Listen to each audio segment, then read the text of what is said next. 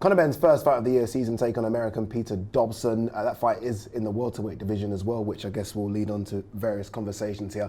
Barry, I was talking to someone about Conor Benn the other day, and I was like, I have no idea if Conor Benn is British level, European level, world level. Where's Conor Benn? Again, I have no idea if he's British level, European level. I mean, no, he was a couple of years ago. He was the most improved fighter in the UK. He took umbrage to that, as much as he sort of had to go at me about it. And I said, "You're taking this is not safe," because he looked rubbish when he turned professional. Not rubbish. Yeah, it was. When he turned professional, he didn't look like he was going to make the grade. He looked like he was just a boxer whose dad was famous, and it was just a money grab. But he improved, and he learned his trade, and he improved really quickly. Make of that what you will, of course. But then the Vargas fight, I thought that was the one where he thought, hang on, this is a kid who looks good now. He's getting it right. He's understanding that you can't just be throwing punches and abandon. There has to be a thought behind every process, every punch you throw. And he's looked good. But he's also, and I like him, I think he has potential to be a very, very a good world-class fighter, and he's there or thereabouts. But he's been very well matched. There's nothing wrong with that. But he's been matched against guys who really were sort of retired. Chris Algieri, for instance, Chris Van Heerden, the two well-known fighters who were very good at their own level. The one was a world champion, of course, but they would know any of the fighters they were. And that's what a lot of prospects do. You pick up the names on the way to the top. But there's been a bit of a gap recently, and we know. I suppose we'll get to that at some point. And this gap that he's had should have been the time where he boxed genuine world-class top 9, 8, 10s in the world, so we could say how good he is. So we still don't know. Yeah. How do Americans view? No, you can take this question. How do they view Conor Benn, Americans?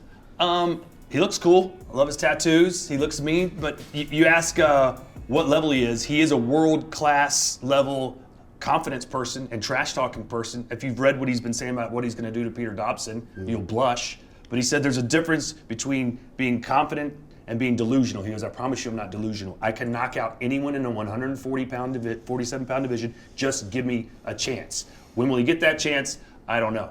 Yeah, he seems to call out so many big names, right? Or guys on the periphery, right? Keith Thurman's been one that he's been talking about. Jaron Ennis he's mentioned as well. Errol Spence, he's called them all. He's not fighting the guys he's calling out. Is that a case of his team know exactly the level he's at and they've just got to be careful with matchmaking? I mean, look, guys call fighters out all the time. Things don't happen. It's part of the boxing cycle. I think he believes he's ready for those types of fights. To Barry's point, though, he has been matched incredibly well in his young career. You look at the guys on his resume, not one of them are punchers. He has not yet faced someone that you have to be really wary about with one punch power. They've been good fighters, but they have not been punchers. So we don't know what Conor Benn's going to look like when he's in with a guy that can actually crack. That's what we thought we were going to get. Chris Algieri can't crack, is that what you're saying? No, Chris Algieri would probably admit he can't crack. Yeah. What we thought we were going to get that with the Chris Eubank fight, didn't get it, and in the last couple of fights, including this one coming up, we're not seeing that as of yet. I would like to see Conor Benn, though, make that jump. I mean, look, there's so many issues in the UK with Conor right now. That's why he's fighting for the second time in a row in the US. But if the US has to become something of a temporary home for him, there are big fights available for him in the US under the DAZN umbrella. I mean, Virgil Ortiz just moved up to 154 pounds and is begging for a top-tier fight. Says he wants to fight 4 times in 2023. What's wrong with making Conor Benn against Virgil Ortiz in April or May of this year? Like, what are we waiting for? Virgil wants a big fight to prove himself. Conor wants a big fight to prove himself. I think going up against Virgil Ortiz we'd probably learn something about Conor Benn, whether he can fight an actual puncher, and Virgil would love to get a name like Conor Benn on his resume. That to me is like a no-brainer fight to make. You're making a Lower face, your voice. Lower your voice. I get excited about it. It's a great fight. Like, I get excited about the idea of watching that fight. You guys are fight. not giving Conor Benn any credit. I mean, you act like every champion fights killers on the way up. They fight former champions. They maneuver them well. It's the fact that he's not struggling with them. Okay, Chris Algieri wasn't a puncher. So what? Manny Pacquiao couldn't knock him out. And Conor Benn destroyed him, just walked right through him. And the finish was great, wasn't it? And the finish was amazing. Okay, so then the way he went through. Now, Chris Algieri would say, wait a minute, he failed a drug test right after that. That's why he went through me. That's something different. Okay, that's another page. But all I'm saying is Chris Van Heerden, another tough fighter, another guy that goes the distance. And then, once he had these issues in his last fight, he went the distance with Orozco. So yeah, I want to see him keep going through fighters like that. all that matters is that he's knocking out guys. I mean, he's marketable. He's a good-looking guy. He talks the talk. He comes from lineage. You know, his father was a great. He has that story. You can package it. That's why he's so marketable, and we want him to come back. It's just he took a hit with this failed drug test, and once he gets past that, you can still market that as long as you keep knocking him out. Like my trainer says, everyone in boxing has a short-term memory. One good win and you're back. That's the only difference in boxing and any other sport. Conor Benn comes back, knocks someone out, he's back. The operative word there, Sergio, is good. One good win. We need to see Conor Benn have that high-level win. We don't disagree that the matchmaking has been fine. It's just time. It's time to graduate to that next level. And in my mind, Vergil Ortiz is the guy that's on that next level. He's not he's not a world champion at this point. He's right on that cut below. Why don't we see what Conor Benn's got in a fight like that? If Conor Benn wants to, and he said he wants to make a run at 147, whether or not he can, fight the champions, Terence Crawford and Jared Hernandez, that's a whole different discussion. Should he be jumping up to 154 to take on a Vergil Ortiz? I think if I was in his camp, I'd say no.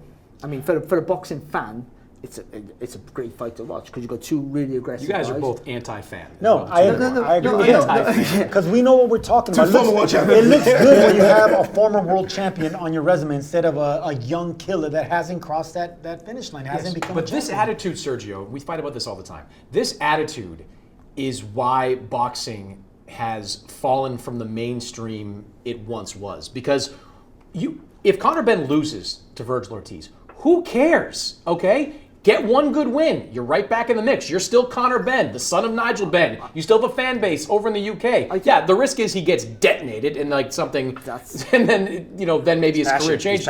But there's a risk to everything. It's boxing. There is risk you have to take. Do you really want to see Conor Benn in 2024 with the equivalent of Chris Algieri, Samuel Vargas, and Chris Van Heerden? Is that what you really want to see? He's in his mid-20s now. What are we waiting for? But then I think that... Larry, finish your thought. Sorry for him interrupting. No, it's a valid point. You are right. But I do think if he moves at 154, it's not a division where he'll flourish as Conor Benn. I don't think. Certainly not now. And so I think that much alone, he has to be the even though he's not tall, he has to be the biggest, strongest guy in the ring. He's not going to be that certainly against Ortiz. The problem is at welterweight, there are a load of names. You've got to forget about the top names. You call it the top names. That's ridiculous. But in my opinion, they are so. This weight division is so hard. But he has to pick somebody there. and I think this gap out with what about someone like? I know he's coming off a loss, but what about someone like Alexis Rocha? I think we all kind of know where Rocha is as a fighter, right? It's fine, but it's not what we're all kind of waiting for. And Barry, you talk about Vergil Ortiz. The guy started at 140. He was there like 4 years ago. I know he's got a little bit of height, but.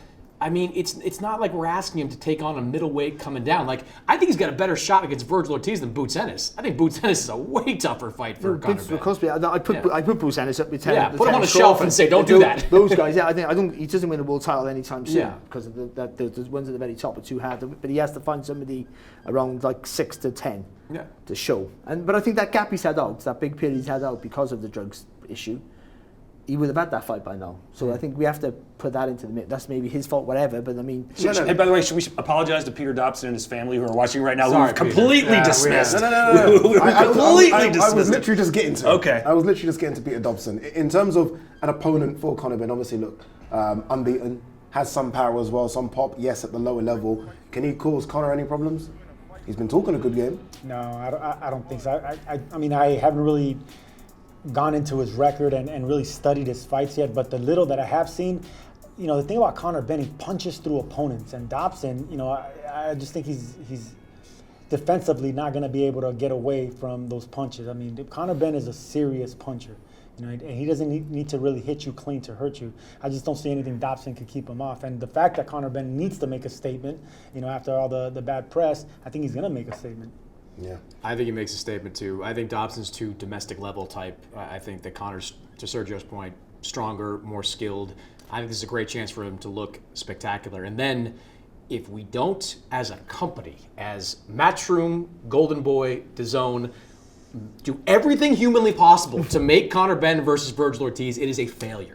It is a failure because that is just sitting out there on a platter waiting for us to happen. We talk about cross-promotional fights and how difficult they are to make. This is not a cross-promotional fight. Everybody is under the same umbrella. You got two guys in their mid-20s who want a big fight. There it is. It's like it's staring you in the face saying, Ken, make this fight, and they need to do it. Ryan Garcia wants to go to 147. That's an opportunity as well. Are we completely dead in the water for Conor Benn versus Chris Eubank Jr.? Is that dead? I think Eubank Jr. was still part of it anymore, right? I mean, he's kind of out and about.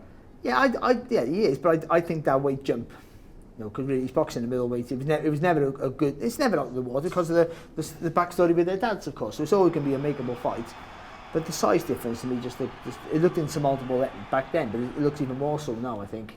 Let me ask you, I know you talk to Conor pretty often. How is he mentally about basically having to leave his home to fight? I mean, his whole thing was British guy, rah, rah, rah. He was on all the morning shows. I love him. And now he's fighting in America in front of small crowds, a lot less publicity. Has this been like a humbling experience for him that you've seen in talking to him, or is this kind of making him more hungry? Not really. Remember, this is a Conor Benn as well. Yes, very British, but this is the Conor Benn that lived in Spain, Conor Benn that grew up in Australia, has fought all over the world. So I don't think he's against it. I think he actually wants to kind of build a fan base here. Obviously, he speaks Spanish, which helps as well. I think he's trying to build something here so that he can go and fight everywhere in the world. Obviously, look, if he gets the big fights in the UK, we'd always have those fights. But obviously, there's a problem. He'll fight anywhere, have gloves, ring. That's his attitude. He just wants to fight. And Yeah. as we've seen in the heavyweight division, being active brings success. The more you fight, the sharper you are, and you improve on the next fight quicker because you still got the memory of what you did good in the last fight. It's still fresh in your mind. So the camps when you start a new camp, you're already on 2 weeks ahead. So you can spend more time you don't spend all the time getting fit. You can do more technical stuff. You can improve yourself as a boxer in the whole. So I think being busy 4 times a year should be the prerequisite for every boxer, I think. Final one, guys. In the UK, we complain when a fighter doesn't go through a traditional route. So you win what they call an area title, then an English title, British, European, then you fight for world honours. And we love that route because we understand then where a fighter is.